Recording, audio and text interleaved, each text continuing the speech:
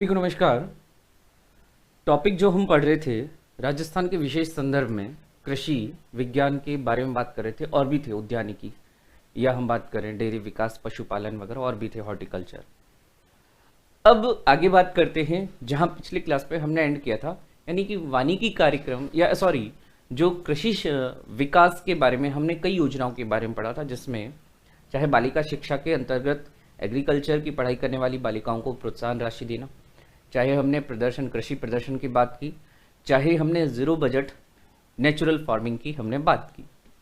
उन्हीं में आगे कुछ और परियोजनाओं के बारे में बात करते हैं, और इस कृषि क्षेत्र के विकास के बारे में जो भी परियोजनाएं सरकार, केंद्रीय सरकार, राज्य सरकार द्वारा या कुछ दूसरी संस्था, वर्ल्ड बैंक वगैरह द्वारा पोषित कोई भी योजना ऐसे चलाई जा रही है, उनकी बात करते हैं। आगे टॉपिक हमारा कंटिन्यू करते हैं राजस्थान के विशेष संदर्भ में।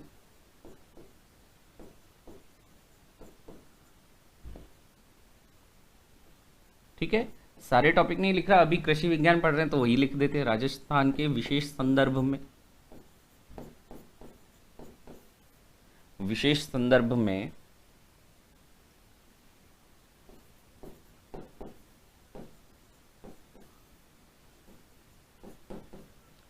कृषि विज्ञान की बात कर रहे हैं। ठीक है, अभी तो केवल हेडिंग में मैं यही लिख रहा हूं, कृषि विज्ञान, एग्रीकल्चर।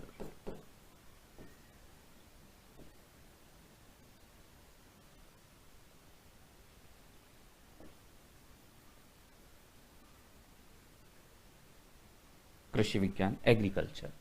तो हम यहां पर बात कर रहे हैं कृषि विभाग द्वारा चलाई जा रही परियोजनाएं, कृषि विभाग द्वारा चलाई जा रही परियोजनाएं।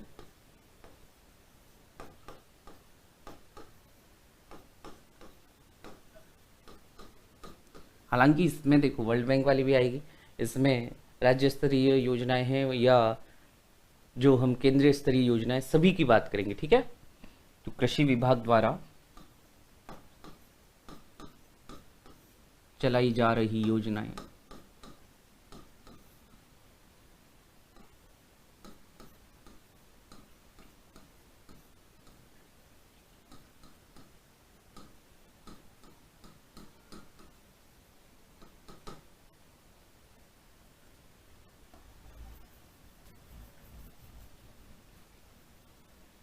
और इसमें जो अगली योजना के बारे में हम पढ़ने जा रहे हैं, राजस्थान सरकार द्वारा अगर अलग अलग परियोजनाएं, इसमें ये जो अब तक हमने राजस्थान सरकार की परियोजनाएं पढ़ी, अब हम वर्ल्ड बैंक द्वारा पोषित योजना के बारे में पढ़ने जा रहे हैं, राजस्थान कृषि प्रतिस्पर्धात्मक योजना। राजस्थान कृषि प्रतिस्पर्धात्मक योजना।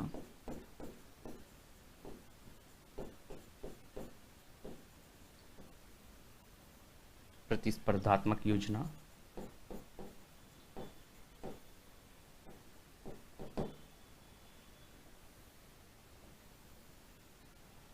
इसमें लिख सकते हैं कि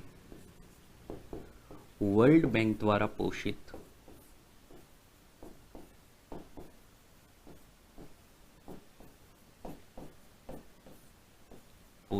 यानी फंड वर्ल्ड बैंक द्वारा अवेलेबल करवाया जा रहा है, पोषित। ये योजना 17 जिलों के 17 क्लस्टर्स में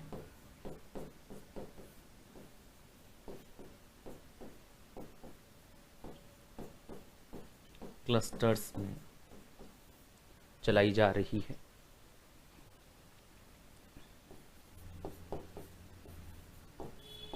चलाई जा रही है।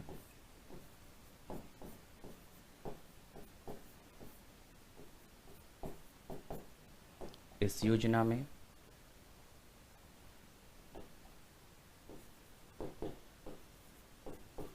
भाई नाम ही बता रहा है कि इस योजना में क्या है। तो जब बात करते हैं राजस्थान कृषि प्रतिस्पर्धात्मक योजना, तो इस योजना में कृषकों की आय में वृद्धि, उत्पादकता बढ़ाने, ठीक है, इन पर विशेष जोर दिया जाता है, लिख सकते हैं। इस योजना में कृषि उत्पादकता बढ़ाने,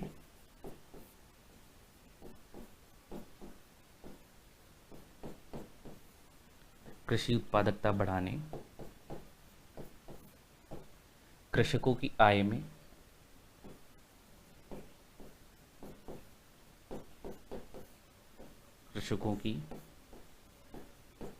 में वृद्धि,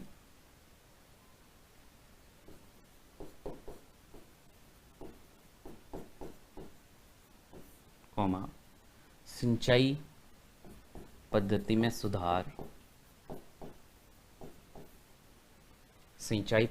सुधार, पर विशेष फोकस किया जाता है,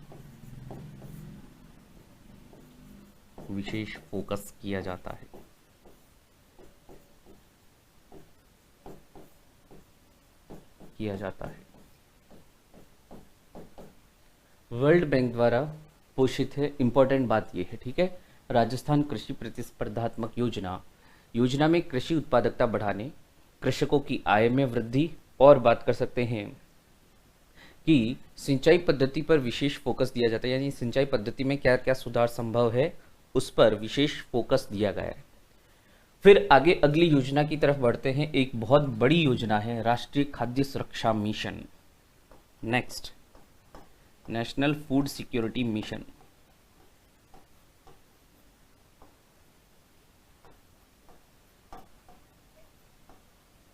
खाद्य सुरक्षा मिशन, सभी ये जो हम पढ़ने जा रहे हैं सभी में कृषि, कृषकों और उत्पादन को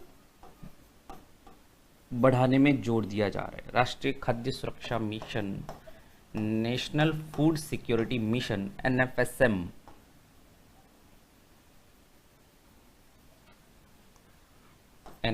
नेशनल फूड सिक्योरिटी मिशन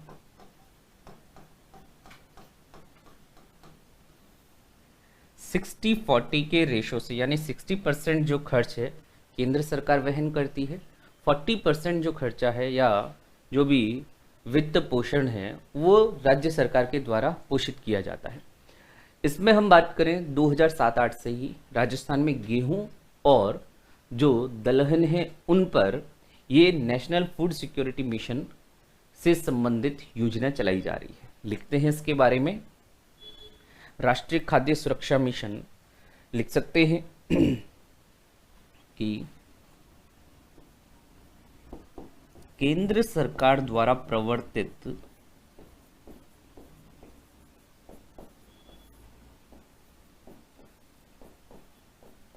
या केंद्र सरकार द्वारा चलाई जा रही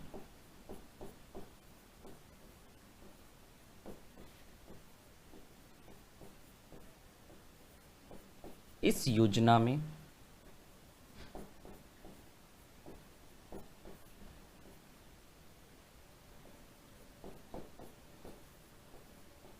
दो 2007-8 से ही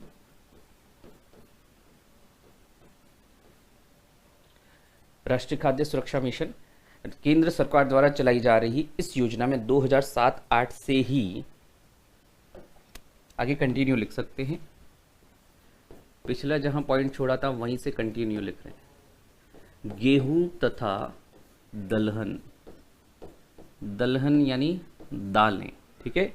गेहूं तथा दलहन पर राष्ट्रीय खाद्य सुरक्षा मिशन प्रारंभ किया गया। राष्ट्रीय खाद्य सुरक्षा मिशन प्रारंभ किया गया। NFSM खाद्य सुरक्षा मिशन प्रारंभ किया गया या प्रारंभ हुआ।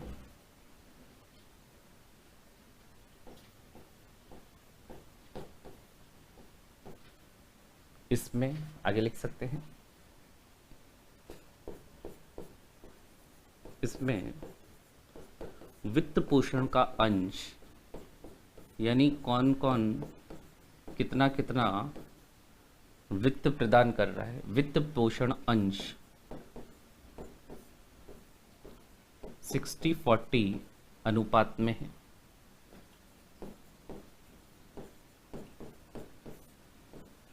यानी 60% वित्त केंद्र सरकार द्वारा उपलब्ध कराया जाएगा और 40% जो वित्त है वो राज्य सरकार इसको वहन करती है। तो राजस्थान में भी हम बात करते हैं एनएफएसएम, अभी राजस्थान भी इससे लाभान्वित हो रहा है, ठीक है। और अगर हम बात करते हैं कि इसके अंतर्गत गेहूं और दलहन के अंतर्गत, गेहूं एवं दलहन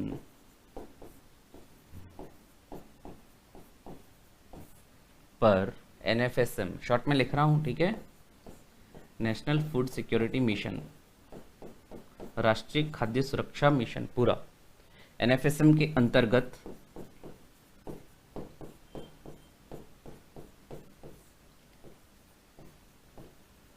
उच्च कोटि के बीज उपलब्ध कराना, उच्च कोटि के बीज उपलब्ध कराना,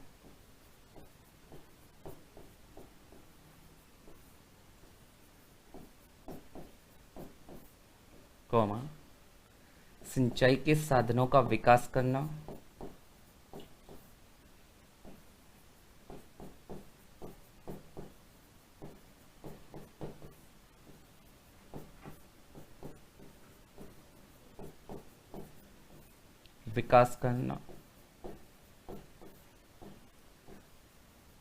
कृषि तकनीकों व उपकरणों की उपलब्धता, कृषि तकनीकों एवं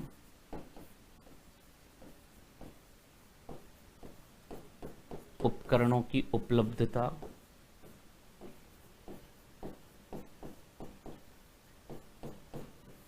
यानी जो मुख्य पॉइंट है ना कि एनएफएसएम जो गेहूं और दलहन पर एनएफएसएम है, इसके अंतर्गत उच्च कोटि के बीज उपलब्ध कराना, सिंचाई के साधनों का विकास करना और कृषि तकनीकों और उपकरणों की उपलब्धता, इसके साथ साथ जैविक खाद और हम बात करते हैं फसल तंत्र आधारित प्रशिक्षण भी उपलब्ध कराना, कॉमा, जैविक खाद,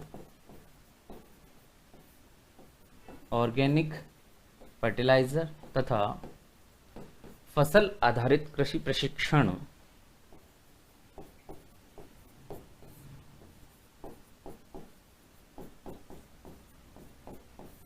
कृषि प्रशिक्षण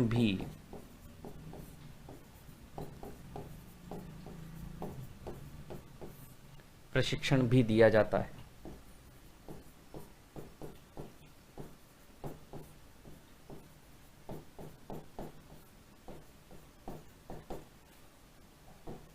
एनएफएसएम की बात कर रहे हैं, नेशनल फूड सिक्योरिटी मिशन, तो 2007-8 में गेहूं और दलहन पर ये प्रारंभ हुआ एनएफएसएम, ठीक है। और राजस्थान में हम बात कर रहे हैं कि गेहूं, मोटा अनाज और जौ, मोटे अनाज में मक्का और जौ के लिए इन्हें क्रियान्वित किया जा रहा है, लिख सकते हैं राजस्थान में।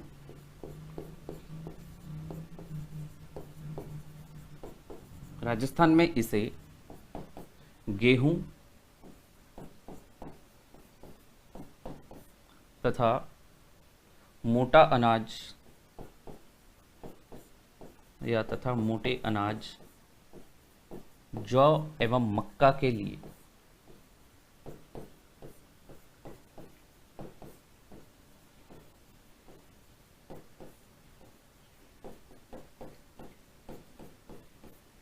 अलग अलग जिलों में इसे क्रियान्वित किया जा रहा है।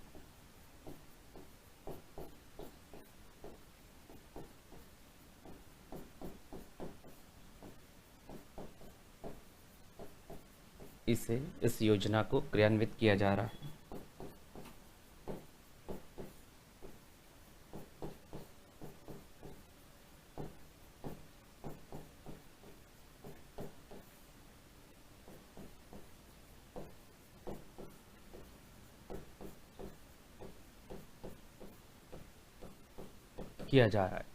तो ये हमने एनएफएसएम की बात की और इससे भी कहीं ना कहीं हमारे कृषि उत्पादन को बढ़ावा मिल रहा है। भाई एनएफएसएम में ठीक है, वो अलग प्रोविजन है कि किस दर पर जो गेहूं चावल वगैरह उपलब्ध कराए जाते हैं गरीबों को, वो राष्ट्रीय खाद्य सुरक्षा मिशन का एक पहलू तो वो है। दूसरा पहलू ये है कि भाई हम फूड सिक्योरिटी कब अवेलेबल करवा पाएंगे लोगों को, जब हमारे पास सरप्लस अनाज होगा, सरप्लस हमारे पास खाद्यान्न होंगे। और ये सरप्लस खाद्यान्न कब होगा, जब केंद्र और राज्य सरकार मिलकर इस तरह से फसल उत्पादन को बढ़ावा देने के लिए विभिन्न कार्य करेंगे। और उसमें ऑब्वियसली खर्चा तो लगेगा, तो वित्त पोषण को भी तय किया गया है कि राज्य कितना अंश इसका वहन करेंगे और केंद्र सरकार कितना वहन करेंगे। 60:40 में, यानी केंद्र सरकार 60% और राज्य सरकार 40% खर्च वहन करती है। और जिसके अंतर्गत क्या क्या ऐसी सुविधाएं या ऐसे कह सकते हैं क्या क्या परियोजनाएं चलाई जा रही हैं, वो हमने ये बात की इसमें। तो ये तो बात हुई एनएफएसएम की। एनएफएसएम के बाद आगे हम अगली बड़ी परियोजना है राष्ट्रीय टिकाऊ खेती मिशन। राष्ट्रीय टिकाऊ खेती मिशन की बात करते हैं। राष्ट्रीय टिकाऊ खेती मिशन अगली परियोजना बड़ी महत्वाकांक्षी परियोजना है, सस्टेनेबल एग्रीकल्चर। राष्ट्रीय टिकाऊ खेती,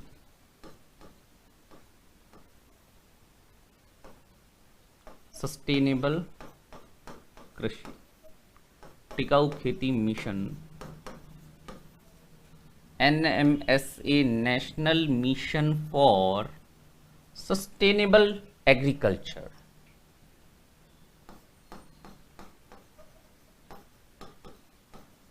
नेशनल मिशन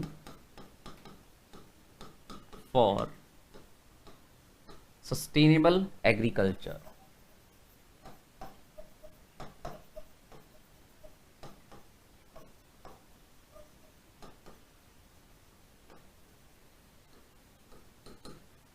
क्या है इसमें देखते हैं। है तो नेशनल मिशन है, लेकिन इसमें भी राज्य और केंद्रीय सरकार मिलकर इसका वित्त पोषण का वहन करेंगे। अनुपात लगभग ज्यादातर हम देखेंगे 60-40 ही रहता है, ठीक है। अब ऐसा नहीं कि सब में 60-40 करके आओ, ठीक है। अलग अलग योजनाओं में अलग अलग वित्त पोषण का भार होता है। हाँ, इसमें हम कह सकते हैं कि ज्यादातर जो होता है 60-40 का रेशो रहता है। तो national mission for sustainable agriculture, एनएमएसए की बात करें तो इसमें जो केंद्रीय और राज्य का वित्त अंश 60-40 ही है। और इसके अंतर्गत 4 उप मिशन और है, लिख सकते हैं। पूर्व में चल रही अलग अलग परियोजनाओं का समेकन कर, अलग अलग कृषि परियोजनाओं का समेकन कंसोलिडेट कर, परियोजनाओं का समेकन कर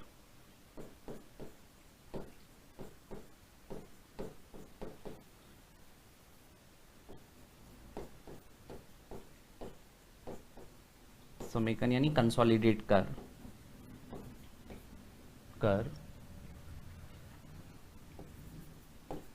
केंद्र एवं राज्य के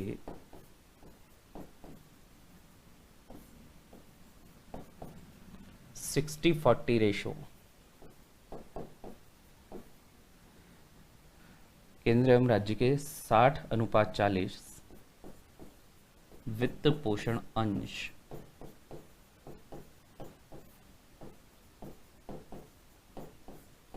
से इस योजना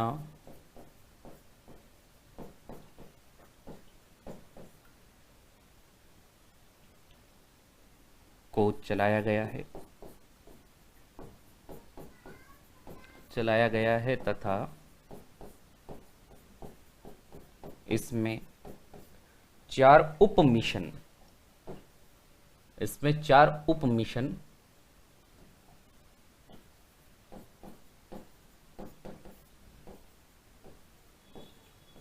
उप मिशन शामिल किए गए हैं।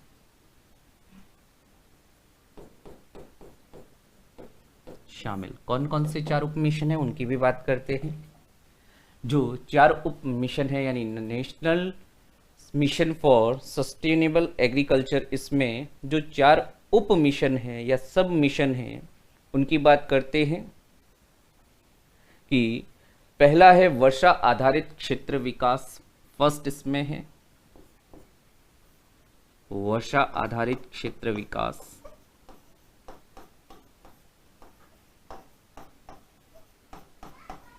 वर्षा आधारित क्षेत्र विकास,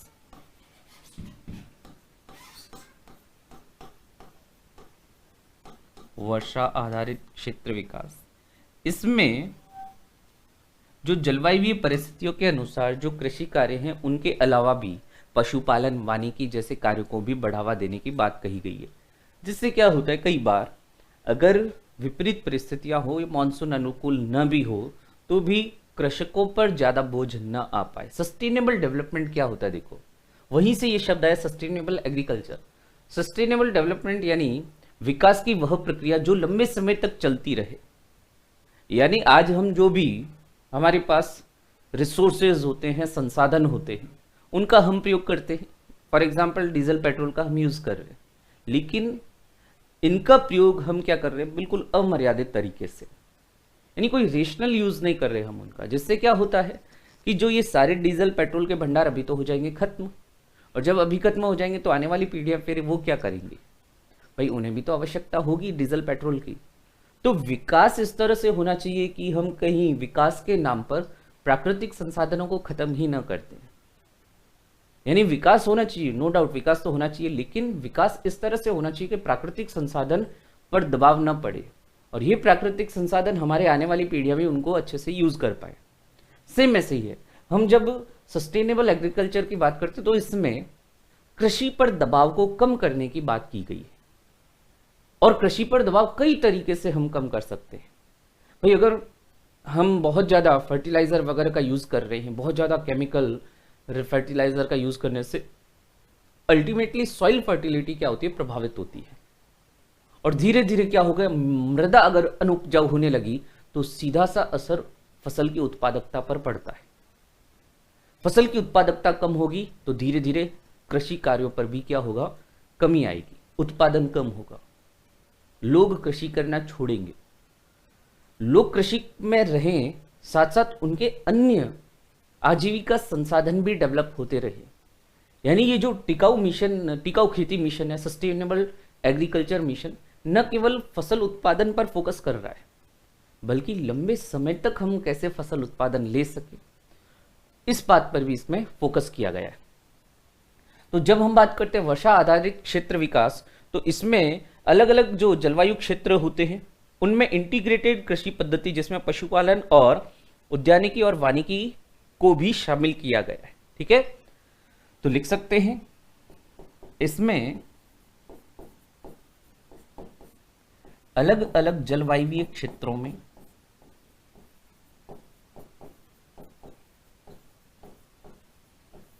अलग अलग जलवायु क्षेत्रों में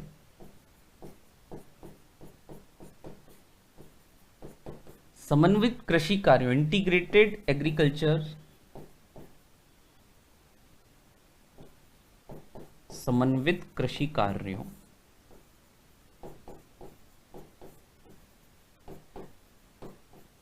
की कल्पना की गई है या कार्यों को बढ़ावा दिया गया है।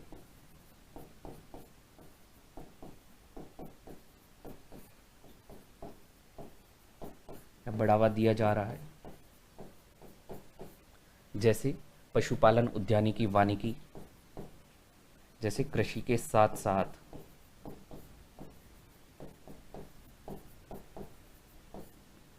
पशुपालन,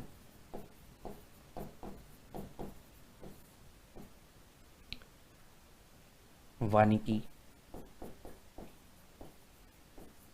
एवं उद्यानिकी को भी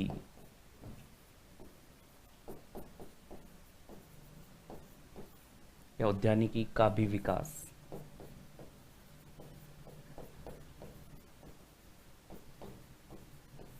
करना। तो जो 4 उप मिशन है, कह सकते हैं एनएमएसए के अंतर्गत 4 उप मिशन में पहला हमने देखा वर्षा आधारित क्षेत्र विकास, जिसमें क्या किया जाएगा, वर्षा आधारित, जहां पर जलवायु परिस्थितियां ऐसा अलाउ करती है और परिस्थितियां अलाउ करने के साथ साथ इन परिस्थितियों के अनुसार दूसरे भी जो कार्य हैं इन्हें किया जा सकता है। जैसे हम बात करते हैं उद्यानिकी, पशुपालन वगैरह, या वानिकी का विकास करना, ठीक है, ये भी इसमें शामिल किए जाएंगे। फिर इसके बाद दूसरा उप मिशन जो हम देखते हैं मृदा स्वास्थ्य कार्ड योजना। अगला देखते हैं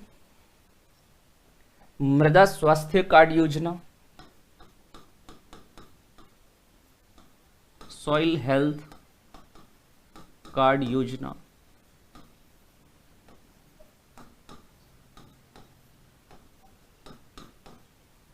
और इसके अंतर्गत जो स्लोगन की बात करते हैं, इसके अंतर्गत जो स्लोगन दिया गया है, स्वस्थ धरा खेत हरा, स्वस्थ धरा खेत हरा,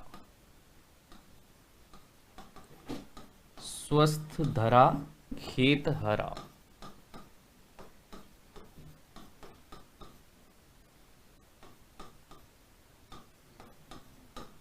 स्वस्थ धरा खेत हरा, ये उप मिशन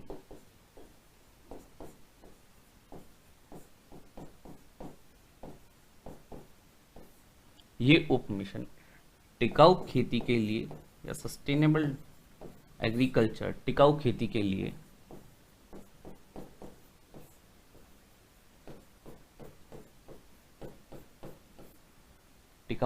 लिए मृदा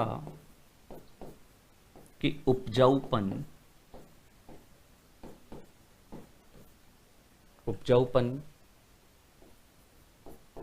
को बनाए रखने से संबंधित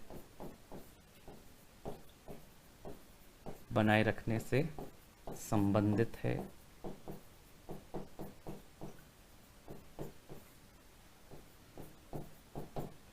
सॉइल हेल्थ कार्ड की सहायता से जो मृदा की स्वास्थ्य, या ऐसे कह सकते हैं मृदा के उपजाऊपन का पता लगाया जा सकता है। विभिन्न जो पोषक तत्व हैं उनका प्रबंधन भी किया जा सकता है, ठीक है। लिख सकते हैं इसमें मृदा स्वास्थ्य कार्ड जारी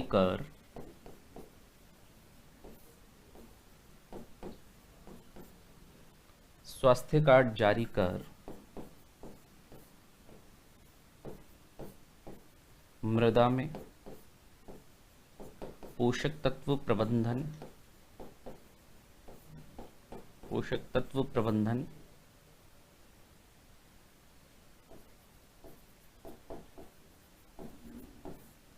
करते हुए फसल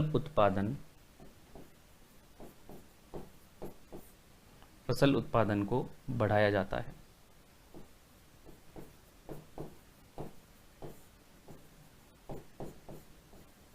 चार उप मिशन में से 2 उप मिशन की बात हमने की।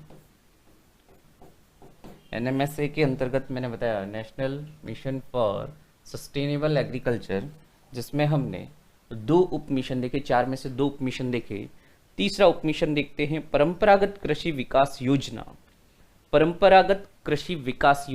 तीसरा उप मिशन हो जाएगा परंपरागत कृषि विकास योजना, नाम से ही क्लियर है, कृषि विकास योजना। भाई हमें क्या करना है, जो सस्टेनेबल डेवलपमेंट के बारे में बात करते हैं, सेम वैसे ही सस्टेनेबल एग्रीकल्चर, जैसे अभी पहले भी बताया। परंपरागत कृषि विकास योजना के तहत जो परंपरागत या जैविक खेती को बढ़ावा देना, ठीक है, जिसमें रासायनिक खाद वगैरह का प्रयोग थोड़ा सा कम करके ऑर्गेनिक मैन्योर, ऑर्गेनिक खाद या ऑर्गेनिक कंपोस्ट वगैरह को बढ़ावा देना, जिससे सॉइल फर्टिलिटी भी बनी रहेगी, ठीक है, और कृषक आत्मनिर्भर भी होंगे, ठीक है। तो ये परंपरागत कृषि विकास योजना के तहत हम ऐसे परंपरागत कृषि तरीकों की बात करते हैं। लिख सकते हैं इसमें कि ये उप मिशन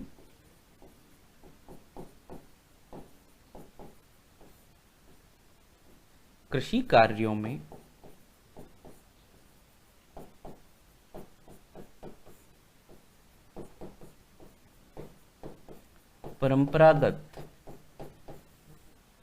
परंपरागत तरीकों जैसे जैविक खेती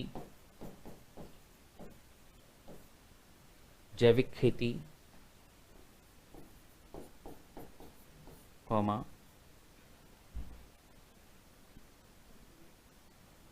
नेचुरल कंपोस्ट का प्रयोग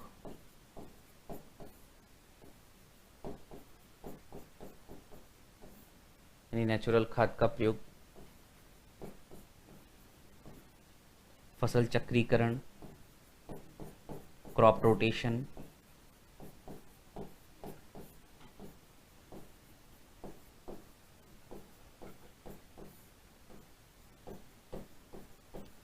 जैसी विधियों को बढ़ावा देता है। विधियों को बढ़ाने पर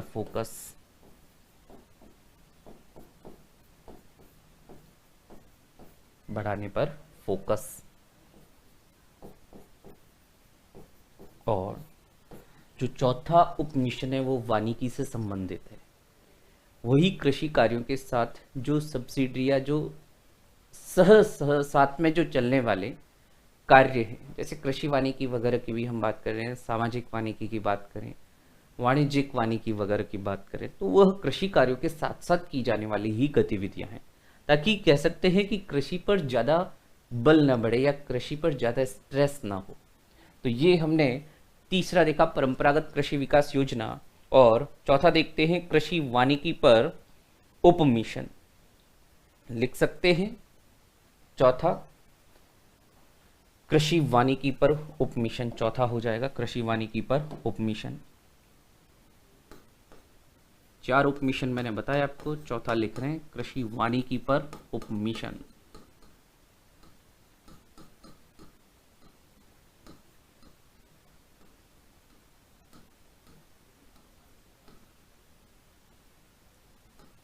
उपमिशन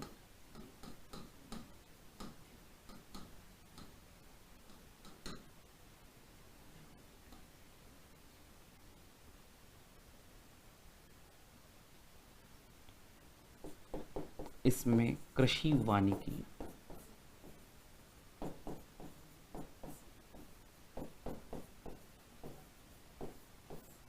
वानिकी कार्यों को बढ़ाने पर जोर दिया है।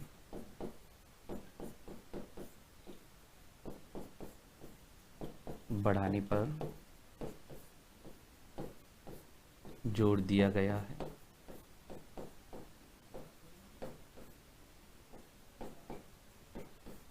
भाई कृषि वानिकी की बात करते, क्या है कृषि वानिकी सुनना, एग्रीकल्चर फॉरेस्ट्री क्या है इसमें सुनना। देखो 2 काम होते हैं इससे।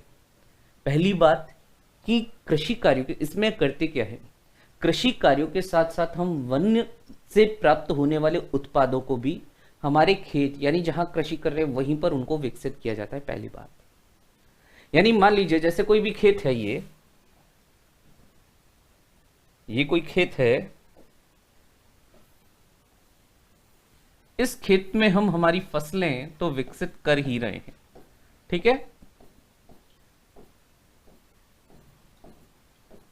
इसके साथ साथ हम कुछ ऐसे उत्पाद जो हमें वनों से प्राप्त होते हैं, मान लीजिए कोई भी ऐसे बड़े वृक्ष या कोई जड़ी बूटी युक्त या कोई फल फूल से युक्त ऐसे वृक्ष हैं, उन्हें हम हमारे खेतों में ही इस तरह से विकसित करते हैं।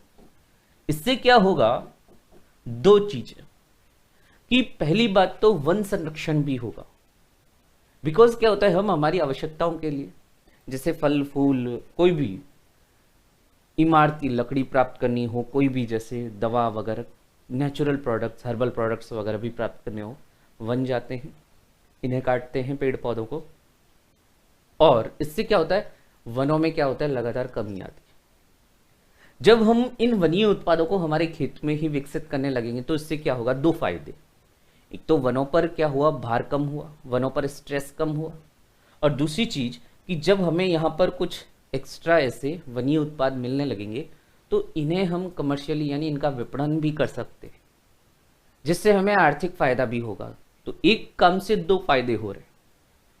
एक्चुअली कृषि वानिकी कार्य यही होता है।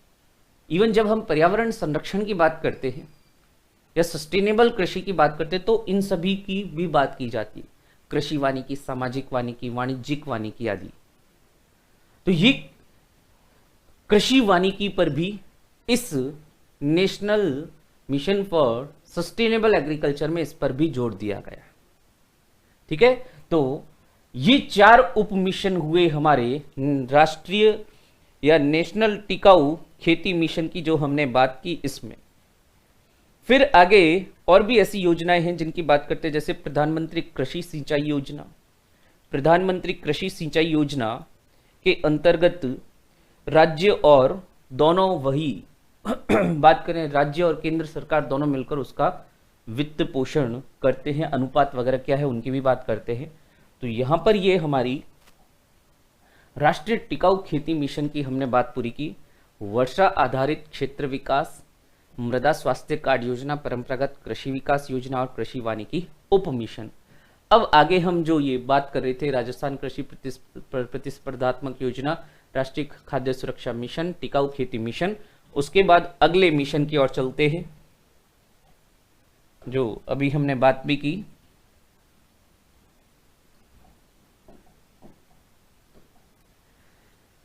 अगली योजना के बारे में लिखते हैं, प्रधानमंत्री कृषि सिंचाई योजना। अब जब नाम ही है प्रधानमंत्री कृषि सिंचाई योजना यानी केंद्र सरकार द्वारा प्रवर्तित है।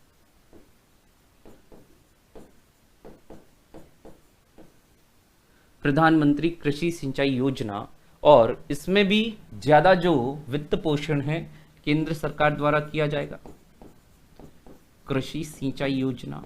और राजस्थान में तो इसका बहुत ज़्यादा महत्व है, क्योंकि हमारे यहाँ फसलों में जो सिंचाई की कमी की वजह से जब हमें पर्याप्त मानसून में पर्याप्त बारिश नहीं मिलती तो हमें सिंचाई साधनों पर निर्भर होना पड़ता है। और ये योजना नाम के अनुसार ही कृषि कार्यों के लिए सिंचाई के साधनों का विकास करने से संबंधित है। लिख सकते हैं कि केंद्र सरकार द्वारा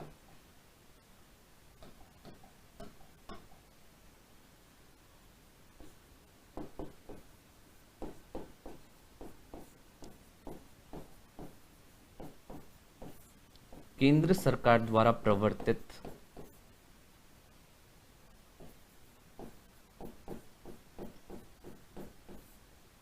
ये योजना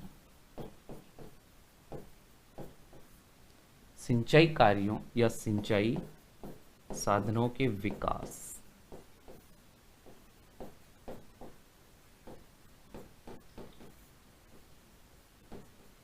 सिंचाई साधनों के विकास से संबंधित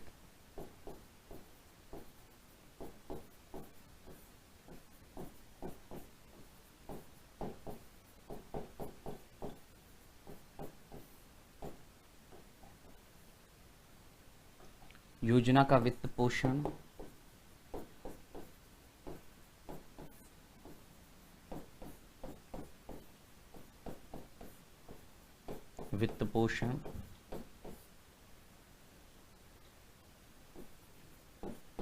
केंद्र एवं राज्य सरकार के 60:40 योगदान से।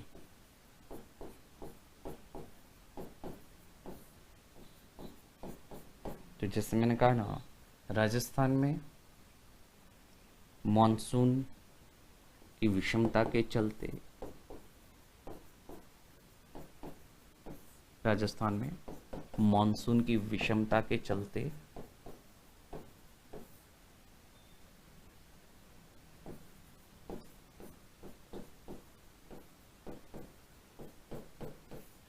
या विषमता के कारण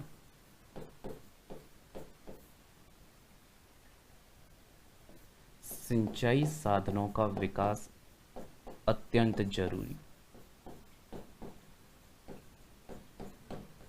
सिंचाई साधनों का विकास अत्यंत जरूरी। और मैंने कहा ना, योजनाएं खूब सारी है, उनमें से कुछ इंपॉर्टेंट योजनाओं के बारे में हम बात कर रहे हैं। अत्यंत आवश्यक, ये प्रधानमंत्री कृषि सिंचाई योजना की बात की। एक और ऐसी योजना कृषि विभाग द्वारा चलाई जा रही है, ठीक है। फिर अगर हम बात करें कि कृषक कृषि करते समय, जैसे मैंने कहा राजस्थान में तो कृषि क्या है, एक जुआ है, मानसून पर आधारित। तो ऐसे में प्रधानमंत्री फसल बीमा योजना भी चलाई जा रही है, जो फसलों के उत्पादन या फसलों के बीमा से संबंधित है, ताकि अगर किसी भी कारण से फसल को कुछ नुकसान होता है तो जो बीमा की गई राशि है वो तो किसान को मिल सके। ऐसा न हो कि फसल खराब हो जाने से किसान को बहुत ज़्यादा आर्थिक नुकसान हो जाए। एक तरह से आर्थिक सुरक्षा प्रदान करने के लिए ये प्रधानमंत्री फसल बीमा योजना चलाई गई है। तो अगली योजना देखते हैं। ये सारे कहीं ना कहीं हमारे कृषि उत्पादन को बढ़ाने के लिए ही, या कह सकते हैं कृषकों को संबल प्रदान करने के लिए, सपोर्ट देने के लिए ऐसी काफ़ी योजनाएं। तो उसमें अगली हम बात कर रहे हैं प्रधानमंत्री फसल बीमा योजना।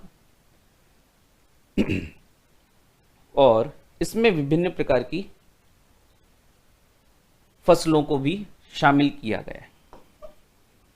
प्रधानमंत्री फसल बीमा योजना,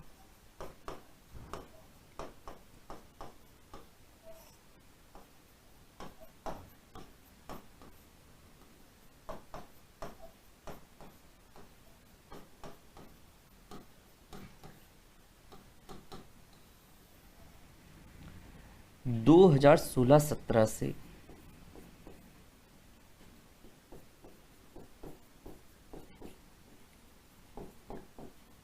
केंद्र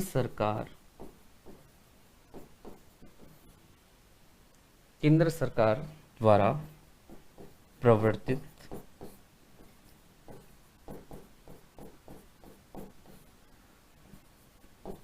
प्रमुख कृषि योजना, जिसमें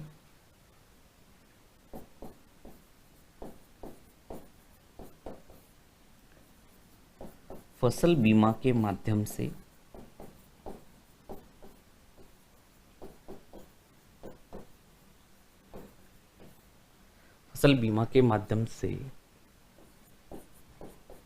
कृषकों को, किसानों को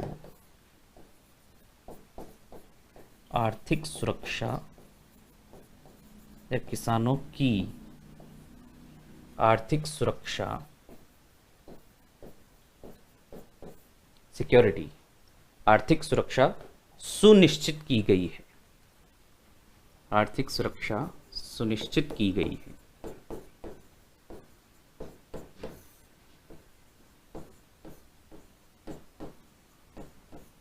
बड़ी महत्वाकांक्षी योजना है, जिसमें किसानों को कृषि छोड़कर किसी अन्य व्यवसाय में जाने से रोकने में भी सहायक है ये। और इस योजना में खाद्यान्न फसलें, तिलहन और बागवानी फसलों को शामिल किया गया है। लिख सकते हैं इसमें खाद्यान्न फसलों,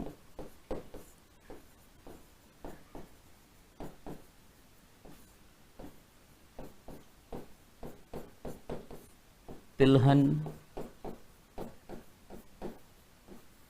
एवं बागवानी फसलों को शामिल किया गया है।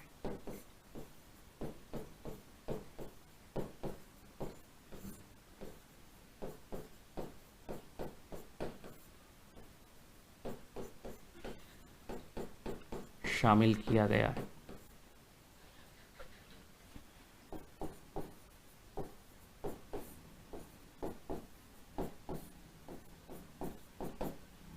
तो खाद्यान्न फसलें आ गई, तिलहन आ गया, और इसमें वाणिज्यिक बागवानी फसलें जो हैं उन्हें भी कवर किया गया है। ठीक है, और अगर हम प्रीमियम की बात करें, प्रीमियम राशि के अंतर्गत खरीफ फसल में 2%, रबी में 1.5% और बागवानी फसलों में 5% प्रतिशत लेकर फसल बीमा किया जा रहा है। लिख सकते हैं कि इनमें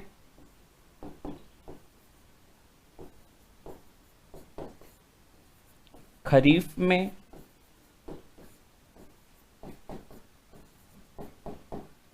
2%,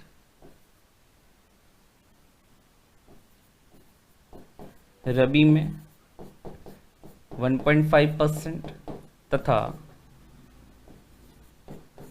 बागवानी फसलों में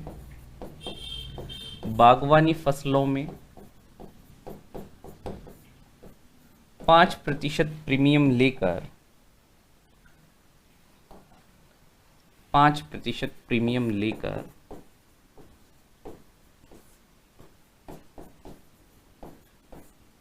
बीमा उपलब्ध कराया जा रहा है।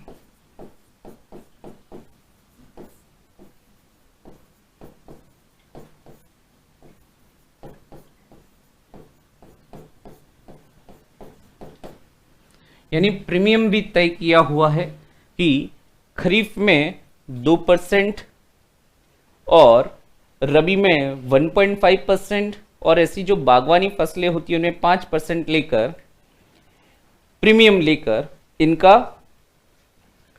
बीमा उपलब्ध करवाया जा रहा है। और अगर बात करें राज्य में यानी स्टेट में प्रीमियम सब्सिडी का भुगतान और फसल कटाई के आधार पर इनका प्रीमियम निश्चित किया जाता है। लिख सकते हैं कि राज्य में प्रीमियम सब्सिडी का भुगतान और फसल कटाई प्रयोगों के संचालन हेतु राज्य वित्त पोषित योजना क्रियान्वित की जा रही है। लिख सकते हैं राज्य वित्त पोषित योजना द्वारा, यानी राज्यों का भी इसमें अंशदान रहता है। राज्य वित्त पोषित योजना द्वारा प्रीमियम सब्सिडी उपलब्ध कराई जा रही है। प्रीमियम आप समझते ही होंगे। प्रीमियम की बात करें तो जैसे हम कोई भी बीमा करवाते हैं तो बीमा करवाने के एवज में हम कुछ राशि उस कंपनी को देते हैं जो हमें बीमा कर रही है। जैसे हमने हमारी गाड़ी का भी बीमा करवाया तो कुछ पैसे हमें उन्हें देने पड़ते हैं। हालांकि हम बहुत कम पैसा देते हैं, कल को हमारी गाड़ी का कुछ एक्सीडेंट हो जाए तो ज़्यादा राशि का भुगतान वह बीमा कंपनी हमें करती है। तो सेम ऐसे ही कुछ प्रीमियम होता है, बहुत कम है। जैसे रबी के लिए 1.5%, खरीफ के लिए 2% और बागवानी फसलों के लिए 5%। टोटल जितना भी अमाउंट जितना हो सकता है कि फसलों से संबंधित कितना अमाउंट या जो भी कह सकते हैं इनकम जनरेट होगी, उस पर आधारित ये प्रीमियम की कैलकुलेशन करते हैं। तो सब्सिडी, प्रीमियम सब्सिडी उपलब्ध करवाई जा रही है।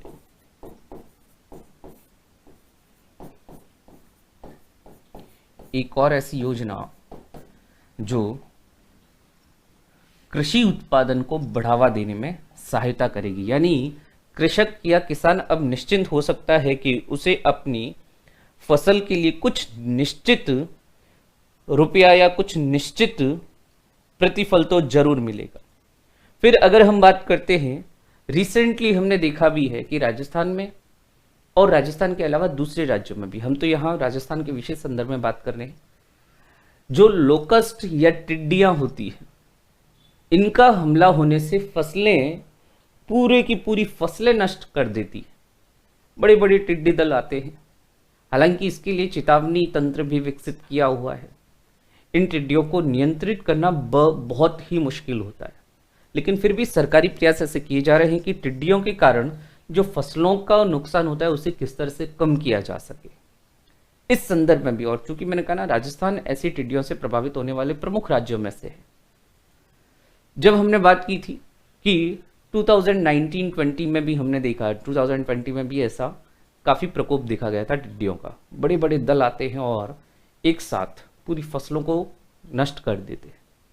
तो ऐसे में कृषि उत्पादन तो प्रभावित होता ही है, साथ साथ कृषक की जो लाइफ में या जीवन में भी अनिश्चितता रहती है। पहले तो जलवायु या मौसम की मार और उसके बाद ऐसे टिड्डियों की मार, कहाँ तक बचे किसान?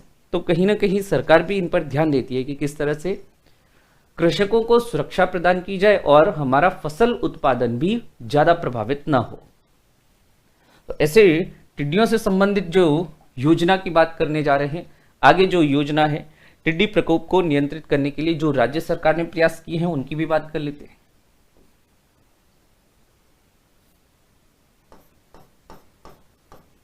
टिड्डी लोकस्ट से बचाव हेतु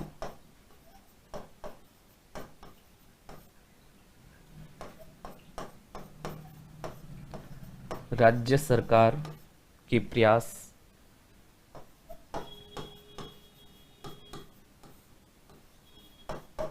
राज्य सरकार के प्रयास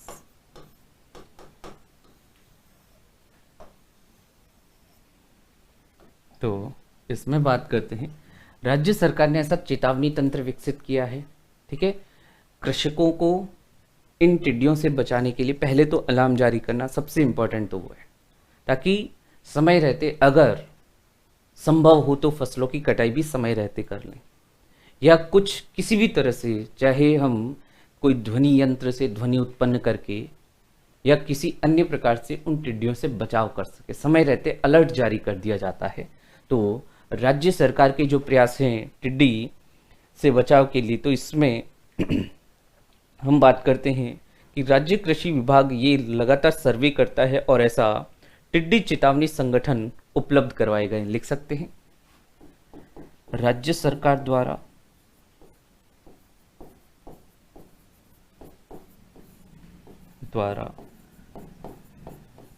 सतत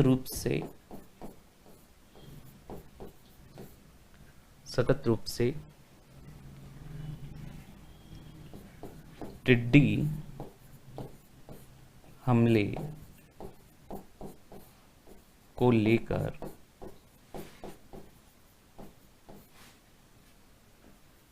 चेतावनी तंत्र या को लेकर सर्वे किए जाते हैं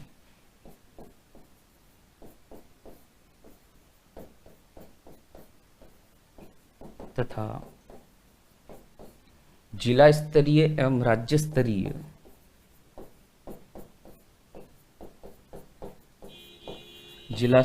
एवं राज्य स्तरीय इकाइयों द्वारा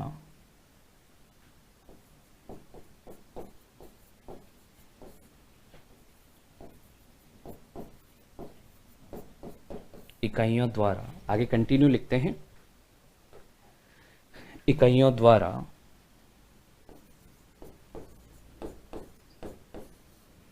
चेतावनी तंत्र भी विकसित किए गए हैं। ठीक है, टिड्डी चेतावनी संगठन भी उपलब्ध कराए जाते हैं।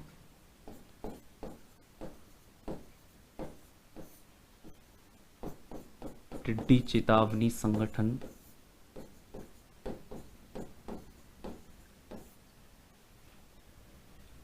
भी बनाए गए हैं जो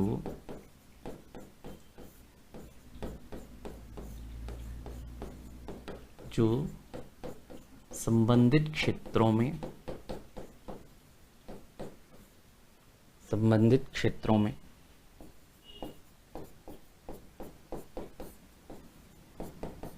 अलर्ट जारी करते हैं, अलर्ट या चेतावनी जारी करते हैं।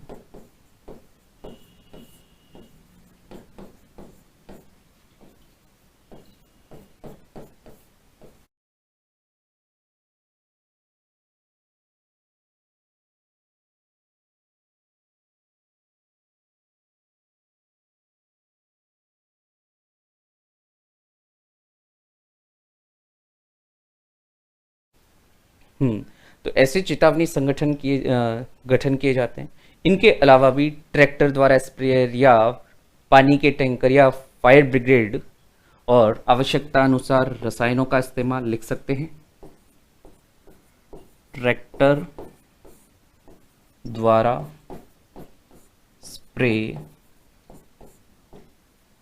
आवश्यकता अनुसार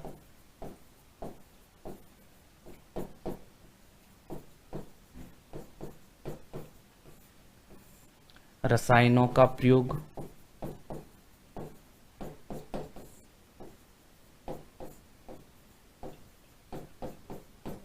एवं, यानी जो टिड्डी भगाने के लिए जो उपाय हम कर सकते हैं, ट्रैक्टर द्वारा स्प्रे, आवश्यकता अनुसार रसायनों का प्रयोग, या फिर पानी के टैंकर और फायर ब्रिगेड, पानी टैंकर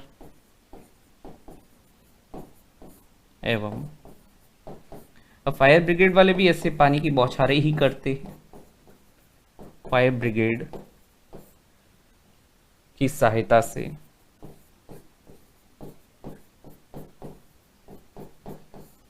सहायता से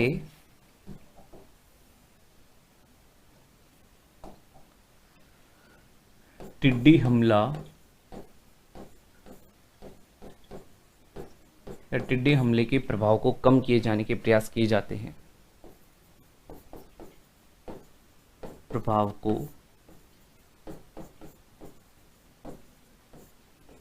कम करने के प्रयास किए जाते हैं।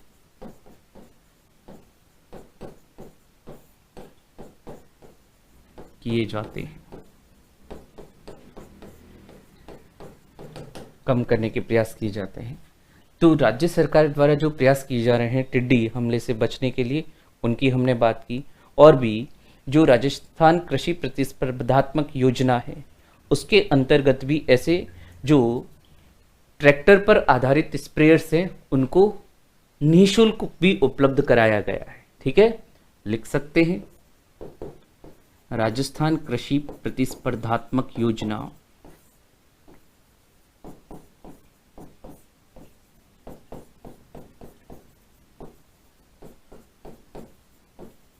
के अंतर्गत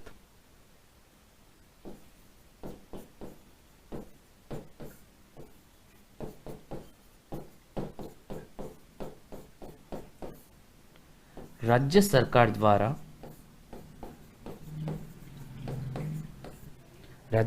द्वारा स्प्रेयर्स युक्त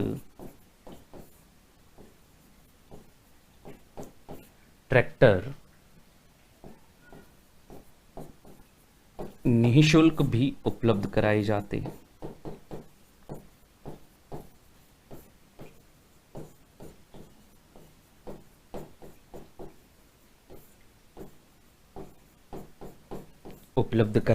हैं।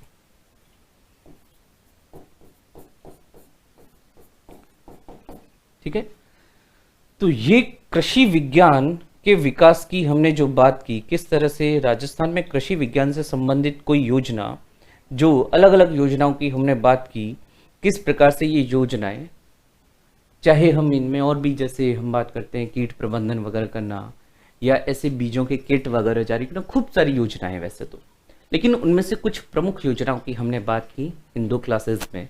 तो राजस्थान में कृषि विकास, फिर कह रहा हूँ, ये जो टॉपिक है कृषि फसलें वगैरह, उनकी बात तो हम ज्योग्राफी में कर लेते, लेकिन संबंधित कैसे विकास किया जा रहा है तकनीक आधारित, चाहे वो टिड्डी को भगाने की तकनीक है, चाहे वह कृषि प्रदर्शन के द्वारा डेमोन्स्ट्रेशन की तकनीक है, कहीं ना कहीं विज्ञान यानी वैज्ञानिक दृष्टिकोण पर आधारित होती हैं सब जो हमने बातें की। तो चाहे एनएफएसएम की बात की, चाहे हमने एनएमएसए की बात की, सभी ये जो अलग अलग योजनाएं की देखी, इनमें इन योजनाओं के माध्यम से तकनीक की सहायता से भी हम किस तरह से कृषि उत्पादन को बढ़ा रहे हैं। तो राजस्थान के विशेष संदर्भ में कृषि विज्ञान की तो बात यहाँ पर होती है पूरी। और भी कह रहा हूँ, ये जो यहाँ पर आपको योजनाएं वगैरह जो लिखाई गई है, डेटा वगैरह जो भी लिखवाया गया, जो गवर्नमेंट की ओर से जारी जो ऑथेंटिक डेटा होते हैं, उन्हीं से तैयार किए हुए हैं ये सारे आपके जो नोट्स हैं। और फिर इसके बाद हम बात करते हैं और भी, जैसे फॉरेस्ट्री की बात करते हैं, हॉर्टिकल्चर की बात करते हैं, डेयरी विकास की बात करेंगे, या एनिमल हस्बेंड्री की बात, वो और भी बातें, यानी अलग अलग और भी जो प्रयास किए जा रहे हैं राजस्थान के विशेष संदर्भ में। पहला हमने देखा कृषि विकास, अब जो आने वाले टॉपिक है आने वाली क्लासेस में उनके बारे में और पढ़ेंगे। तो बाकी बात नेक्स्ट क्लास में। Thank you very much.